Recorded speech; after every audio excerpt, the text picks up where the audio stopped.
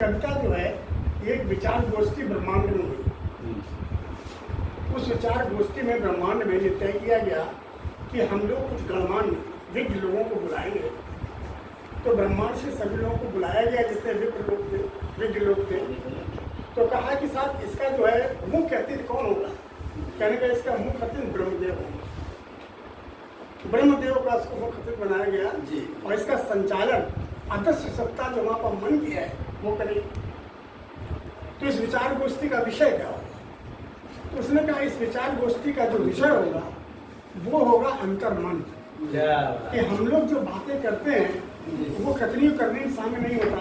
जो हमारा अंतर्मन कहता है वो कहते नहीं करते। तो अंतर्मन तो सबके अंदर एक ही बैठा हुआ है। तो फिर विभिन्नता क्यों आ जाती है, विविधता क्यों आ जाती है। तो उसमें क्या उसमें जो विषय उसके पास दिए हुए हैं रस, स्पर्श, दृष्टि, श्रवण, स्वाद, ये भी सबके पास एक ही है, फिर भी विभिन्नता मिलती है। उसका क्या कारण है, पहले इसी पे एक गोष्ठी करना है मुझको कि उसका कारण है कि विषयारस जो कि सबको अलग अलग मिले हुए हैं वो अलग अलग एक्ट करते हैं। तो उस विषयारस के ऊपर एक गोष्ठी की गई अंतर्मन के द्वारा और उसमें बुलाया गया ब्रह्मदेव को, मन को और सारे रस के जो अध्यक्ष थे उन लोग। तो उसका जो अंत हुआ वो शिव के तांडव से हुआ, वही तय नहीं कर पाया था। तो शिव का जो प्रकृति में तीसरा नेत्र है उसको शिवाकाश भी कहते हैं।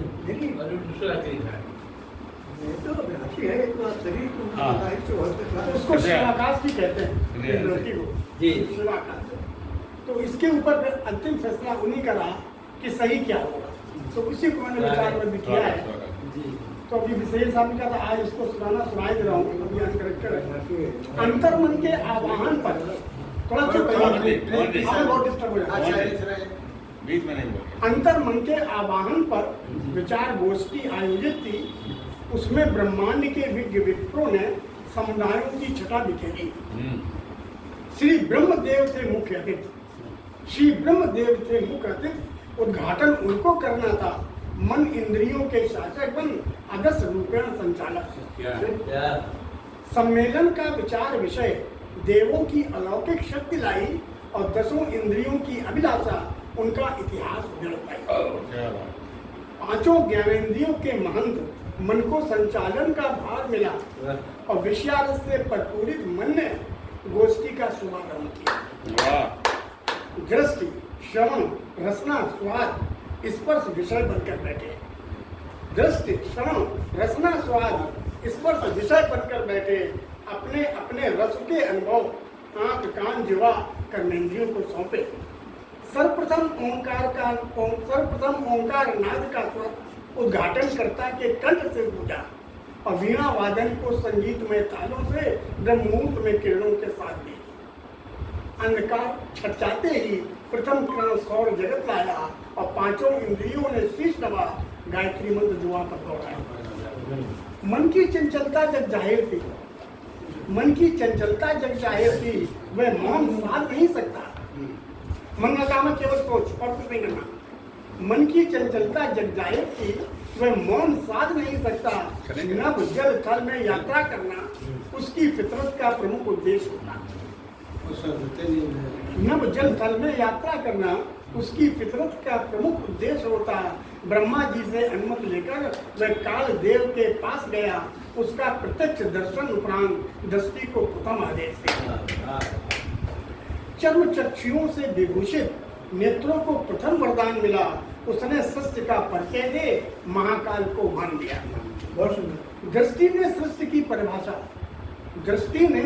परिभाषा अपने ख्यालातों में तोली और सृजन संहारण बाद जन्मा काल की उपस्थिति पर सृजन संहारण बाद जन्मा काल की उपस्थिति पर बोली। संहारण का संपूर्ण दायित्व देवादिदेव महादेव के पास रहा और उज्जैनी में शिप्रा के तट पर महादेव ने तांडव किया। जल समाधि में सब डूबे। कल्प काल में ब्रह्मा जी सोए और दृष्टि ने अपनी आंखों से मन में सातों जन्म के पाप हुआ। मन को ऐसा आभास हुआ दृष्टि से अधिक वाणी रोई। मन को ऐसा आभास हुआ, दृष्टि से अधिक वाणी रोई, मीठा स्वर मुख से मुखरित होता, ब्रह्मवाणी 6 मास का होश। मुख से मन ने जब प्रश्न किया, स्पर्श बिना जिहा नहीं उठती, जी ऊपर उठेगी तभी आवाज निकलेगी। मुख ने मन से जब प्रश्न किया, स्पर्श बिना जिहा नहीं उठती, और स्पर्श भाव के संग आया रसना बेवजह बता। रसना में स्वाद आ जाने से, रसना में स्वाद आ जाने से बदरों ने गूंगों का साथ दिया, और महादेव ने अंतर मन को ज्ञान चक्षु के हाथों सौंप दिया। दृष्टि बाधित हो जाने पर तीसरा नेत्र ब्रह्मांड को दर्शाता, और पिंड ब्रह्मांड की नस नस को अपनी रग रग में ले आता। अंशी का स्वभाव अच्छा, अंशी का स्वभाव अच्छा, सबदर्शी प्रक्रियाओं में रहता, अपने हर अंशों का निर्माण परमात्मा आत्मा में कर देता। अपने हर अंशों का निर्माण परमात्मा आत्मा में कर देता। मन की कुटिल दृष्टि जग में माया से मोहब्बत कर लेती, मन की कुटिल दृष्टि जग में माया से मोहब्बत कर लेती, धन संपत्ति या आभूषण देकर माया से मोह उत्पन्न करती। मन को इस लालच के कारण आदर्श इंद्रियों में रखा, मन को इस लालच के कारण आदर्श इंद्रियों में रखा, और मन को संचालन देने का सब कार्य कामदेव ने सुना। दृष्टि में खोट आ जाने से, दृष्टि में खोट आ जाने से अन्य विषय शोकाकुल होते, और रस का विकास बंद होते, तन महान के दास होते।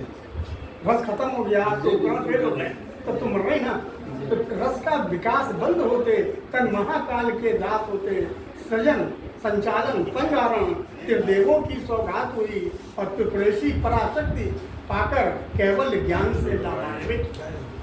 ऋतंबरा प्रज्ञा का क्रमिक विकास, ऋतंबरा प्रज्ञा का क्रमिक विकास भ्रुकुटी में तीसरा नेत्र लाया।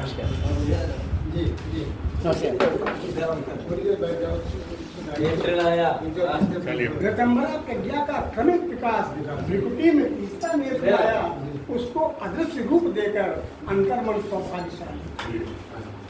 पलटी में अंतर्मन की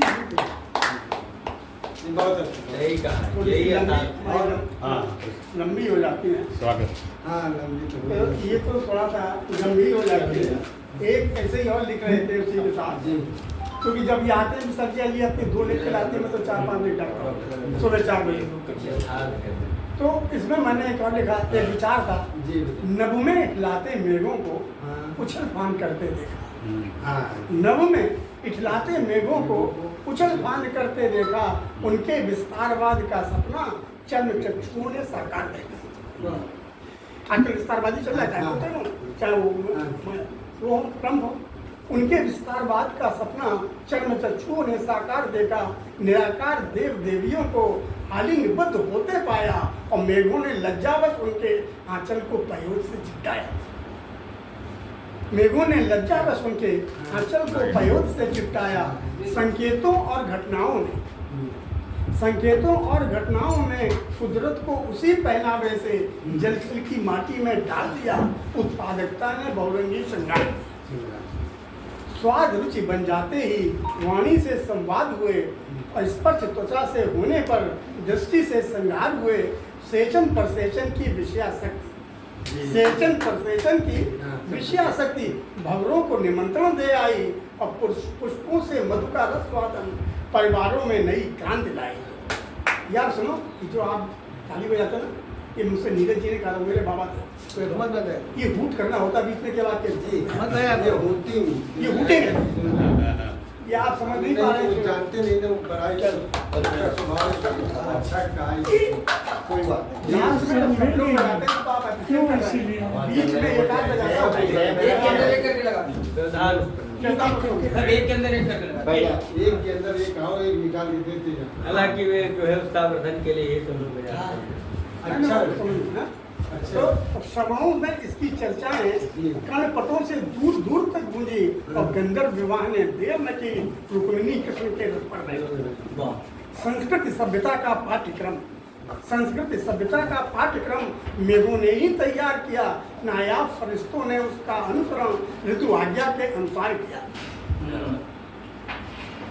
कि हाँ, नायाब ऋतु फरिश्तों ने आज्ञा उसका के अनुसरण ऋतु आज्ञा के अनुसार किया। हेड़ा के शब्द तो बिना ऋतु के ही काम कर बैठे। जी हाँ, तभी तो अक्षर पढ़ा। जी हाँ, जी हाँ। ऋतु आज्ञा के अनुसार किया। हाँ। कुछ आत्माएं अविकसित शरीर लाई, जी कुछ आत्माएं अविकसित शरीर लाई। जीवात्मा ने उनका सत्कार किया और पूर्व जन्म के अपराधों को जीवन में सहज स्वीकार किया। बहुत बढ़िया, बहुत भूल प्रत्येक प्राणी करता, जी जी जी भूल प्रत्येक प्राणी करता। भूलों से दोषारोपण होता। भूल दोबारा ना दोहराना, प्रायश्चित से सब भूल मिटा दे। स्मरण शक्ति पर विचार करो, स्मरण शक्ति पर विचार करो। मैली श्वेत यादें आती, मटमैले मेघ बरस जाते, श्वेत मेघ शीतल बयान।